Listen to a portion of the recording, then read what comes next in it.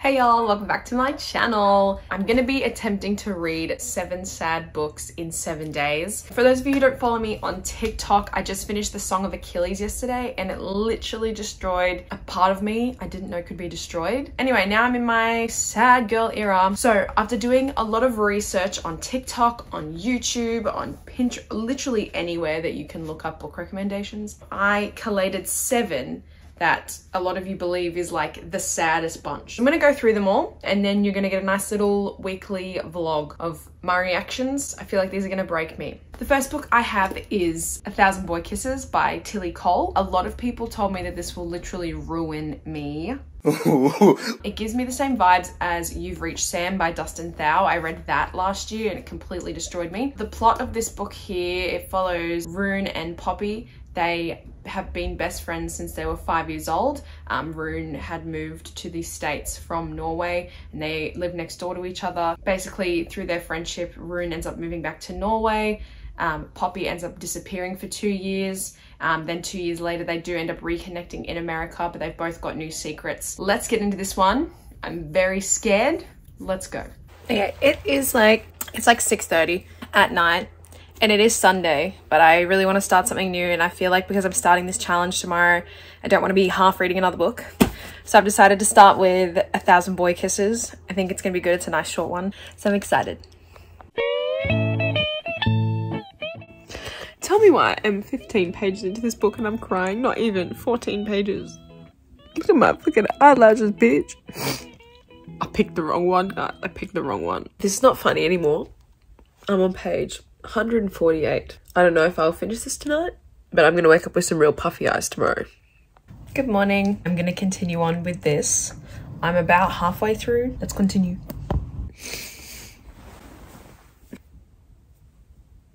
Oh my god. So I just finished this. I don't want to say too much. This might be a little bit spoilery, but this very much reminded me of like Fault in Our Stars. I don't think I've ever been on the verge of like hiccuping, sobbing, crying. Like, look at my shirt. It is wet from tears. I've calmed myself down now because I was actually a mess. The most beautiful thing about this book, like my favorite quote from this book was, "Live beautifully." I think like the biggest message that I got from this is that people often don't realize how precious and important life is until somebody is sick or someone is passed on. It's so important to like live beautifully and live every single day to its fullest. You know what I mean? This was such a beautiful story. I don't think I will ever read this again because I cannot do it again. It absolutely like tore me to pieces. Oh my god, spoiler, skip this section, but what he did at the end with the lanterns, it like teaches the story of like why do we not live every day to the fullest? Why do we not just take every day and make it the best? 1,000 Boy Kisses, I absolutely recommend. 5 stars. I don't think I'll ever read it again because it took a part of me that I never thought I would have to give away. I will recommend this, but be prepared for it to absolutely destroy you. Oh my god, I can't believe I have 7 more days of this. Archer's Voice, Mia Sheridan. Another one that Book Talk recommended a lot. I think this one has become really popular in the last few months. This one here follows Mia, who actually survived a tragic accident a few years back, but however her father did not. So she's sort of stuck dealing with those traumas. She meets someone in her town called Archer, obviously, but Archer is very closed off, very reserved, doesn't really speak. But this town is quite mysterious apparently, and along with it is shielding a lot of secrets. So let's do it. Howdy y'all. Howdy. It's Archer's Voice time. I'm excited. This is probably like one of my most anticipated out of the bunch that I have. So let's go. Hello y'all. I am about 150 pages into Archer's Voice. And guys, I can't put this book down. Like literally I've been sitting here for like 2 hours because it's that good. Very spicy for a sad book. Well, supposedly sad book. I'm gonna keep you updated. Howdy friends. I am, I think, 260 pages into Archer's Voice. I love it. Archer is like probably one of the softest golden retriever boyfriends I've ever read about. It's so sweet. Question. Travis is a dick. Why have I seen that he has his own book? He better have something life-changing coming up in the next few pages for me to want to even know why he's got a book. I know there's a book called Travis. The stuff he's done to Archer and Bree's dog. Nasty. On page 290 of Archer's Voice. This book is so beautiful. It's so sad. I'm sad. I'm gonna do this here because I'm not setting up my tripod. I just finished Archer's Voice. Literally the last 20-30 pages of this book had me fucking going nuts because I was like, what is actually happening? What is going on? And the way that they tricked me, if you read this book, you know, the way I was sobbing, snot was coming out of my freaking nose. The way that they tricked me in the last 30 pages, I was gonna throw hands. This book is absolutely beautiful. I've never ever read about a male main character like Archer before. He's just so beautiful, and like the quote that like made me sob, and I thought to myself, Archer Hale's voice was one of the most beautiful things in the whole world. Obviously he doesn't talk. You learn that in the first 30 pages of the book. Like, I'm not okay. 5 stars.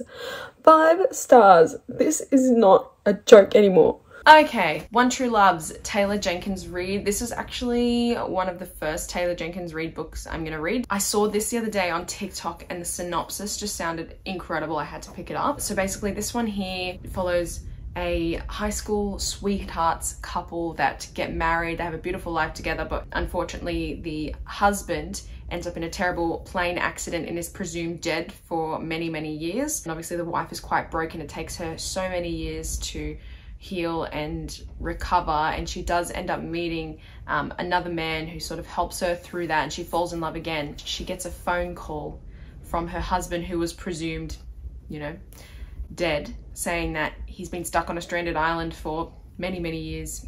He's alive and he's coming for her. So this book follows the choice that she has to make between her old husband or her new love, and I can't wait. I just feel like it's gonna be terrible. Like, not terrible, but like incredibly heartbreaking. I'm so excited. Okay, I think we're gonna be looking at One True Love's next. I've got a bit of editing and I've got to make some TikToks, but I will start this and then give you my thoughts as we go. Update. I'm 68 pages in. I had a mad headache all day and I'm crying.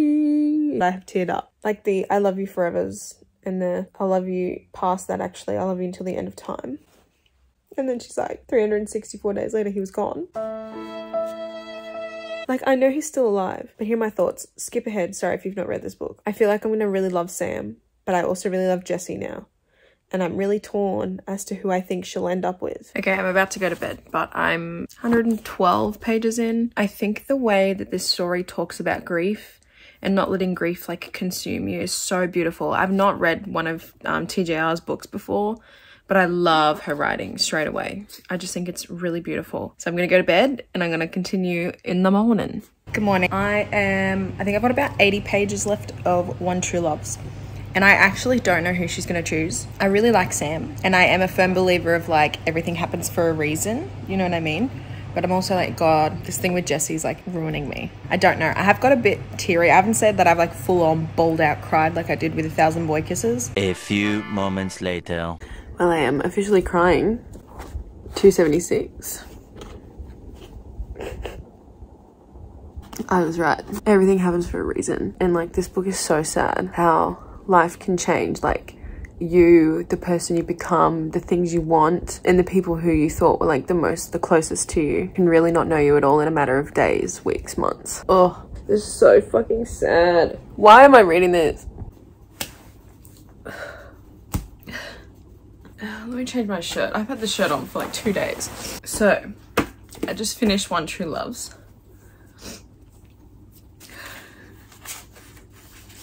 You better stop!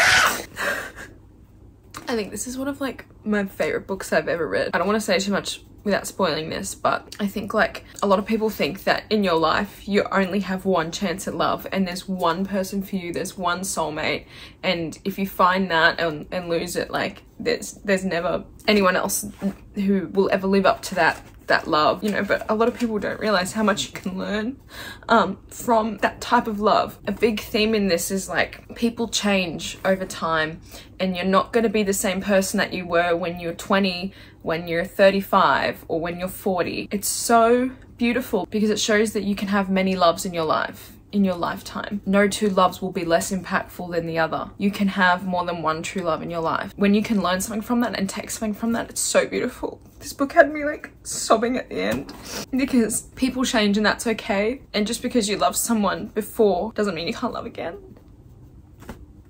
And that being in love with someone and having a relationship with someone can make you a different person and a better person in your next one. This is the first TJR book that I've ever read and I love it. I would read it again.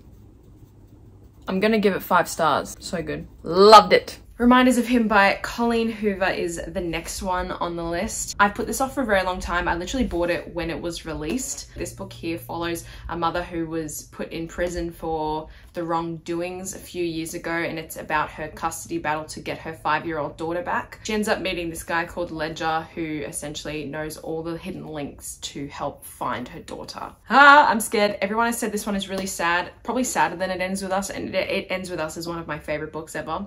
So I'm excited to get into it. Alright guys, it's about 3 p.m. I've literally just been editing all day and like trying to do a bunch of stuff. Now I'm going to tackle Reminders of Him by Colleen Hoover. So I'm excited. I'm going to go downstairs, make a cup of tea, probably hear the rain that started, and then we're going to read this. Okay, update. Where's my book? It's 5 o'clock.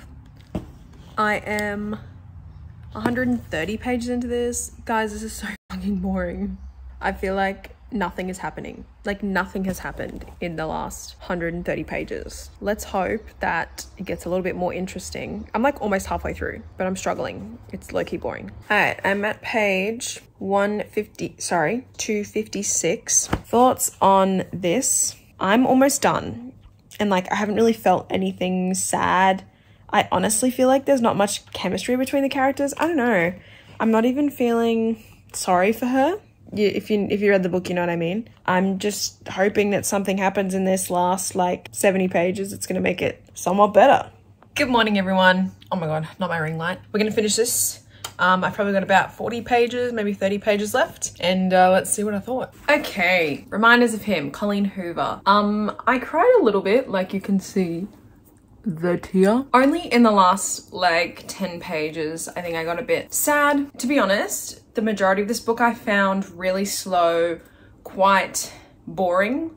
Like if I wasn't reading this for a challenge, I probably would have DNF'd it. I'm glad I finished it because the ending's really beautiful and it shows that story of forgiveness. I'm gonna give it a 3 out of 5. Probably wouldn't read it again, but you know, it's not the worst.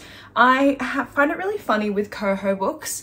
I either love them and they completely destroy me or I don't. My 2 favorite books I've read are It Starts With Us and Verity. I thought Verity was fantastic. But then All Your Perfects, I gave 1 star. Probably could have given it 0 stars for what happens in that book. And then again with this, I was like, oh, please don't do the same thing. But you know, it wasn't terrible. It was starting off quite terrible. And I can see why a lot of people like it and cry, but maybe I just didn't resonate with it. But yeah, that's my thoughts. Next, I have The 7 Husbands of Evelyn Hugo. Now, a lot of people have said in general that this is a really incredible book, but after doing more research, I found out that it's actually like a really heartbreaking book. The synopsis of this one here obviously follows Evelyn Hugo. However, it takes place when she's around 80 years old. She's doing an interview about her life and she takes you through every single one of her husbands and her story, and apparently it's just so incredibly gut-wrenching and it's like a must read. So I'm excited. Let's do it. What's up, y'all?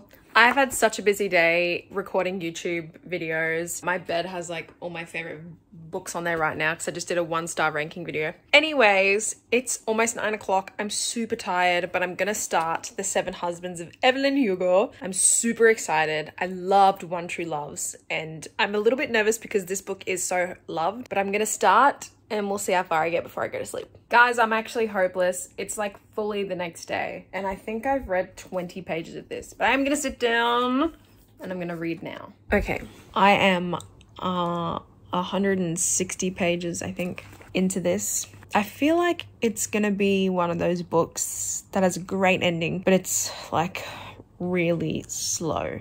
I am a romance girly through and through, but I feel like It's a bit draggy. I hope that it gets better. I just feel like we're going through the motions. Howdy, friends. This book has taken me a really long time to read. I think I'm at 250 pages, so I'm like almost done.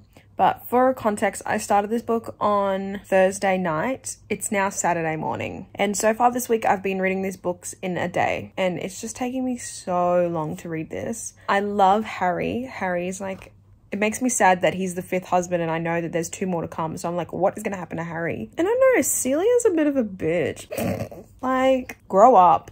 You know what I mean? Maybe I'm just an Evelyn protector. I don't know. I'm at page 330 and I'm crying. I really love Harry.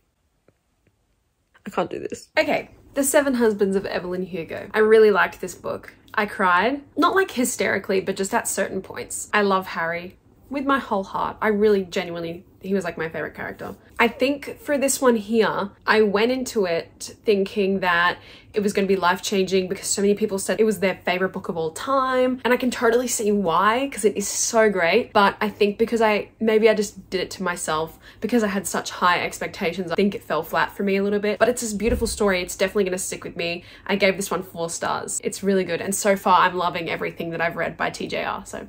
Next, I have Ugly Love by Colleen Hoover. This is another one that's been sitting on my shelf for a really long time. I'm just super excited to read this one. This one sort of follows a sort of friends with benefits, like they sort of strike a deal, no attachments sort of hook up deal apparently. Basically, Tate and Miles have this rule: don't ask about the past, don't get too attached, don't get too involved. And that's all I can tell you from the synopsis, because everyone says just sort of go into a blind. So that's what I'm gonna do. Hello everyone. Sorry, I'm enjoying my new phone ring light that I bought. I've decided my next one is gonna be Ugly Love. I just want to get through the... What the heck is in here?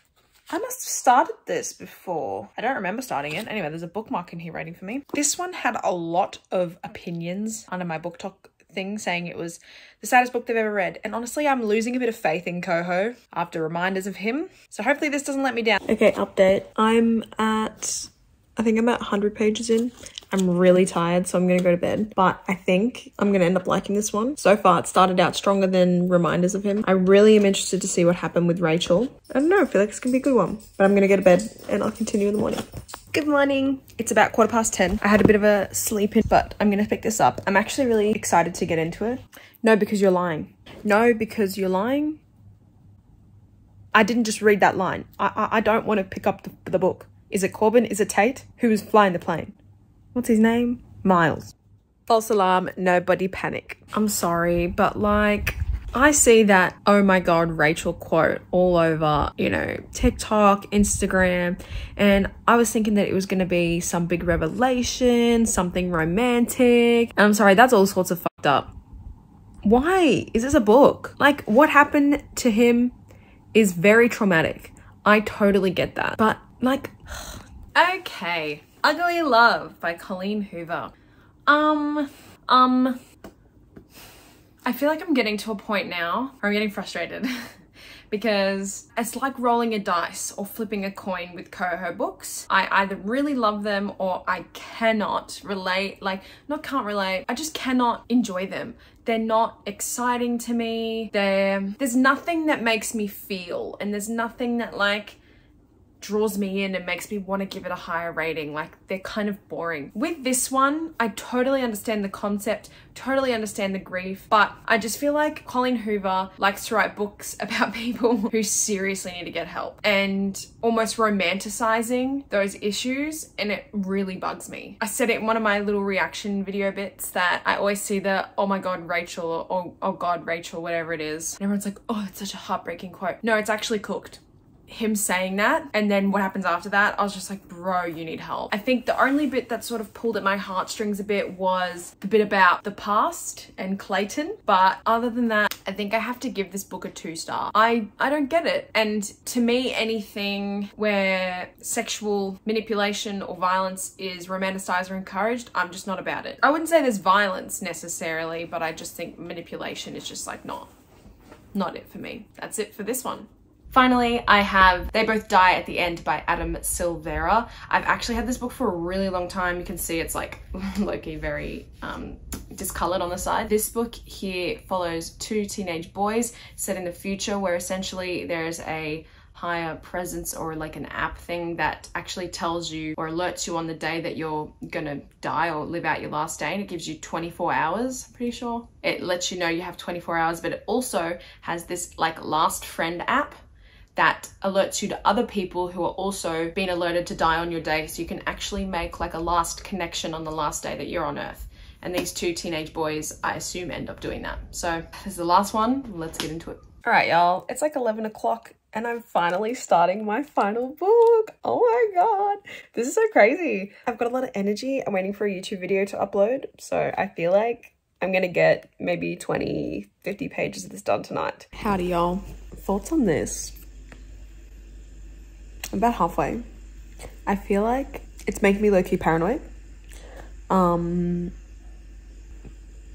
It's nothing special at the moment. I want to talk about that sad excuse for a book.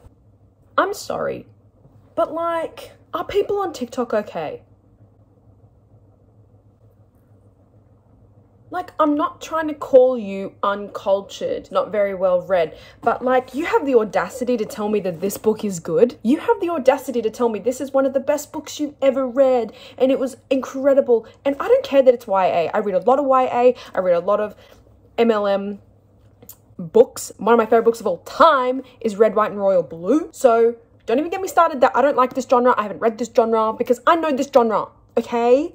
I love this genre. This was shite. I cannot believe somebody had the audacity to tell me this was going to make me bore, that it's one of the best books ever written. Y'all, nothing happened the whole book. And then they were just like introducing these random ass characters who had no point in the plot. Like, I know you couldn't figure out how to write this story, so I know you were just making fillers.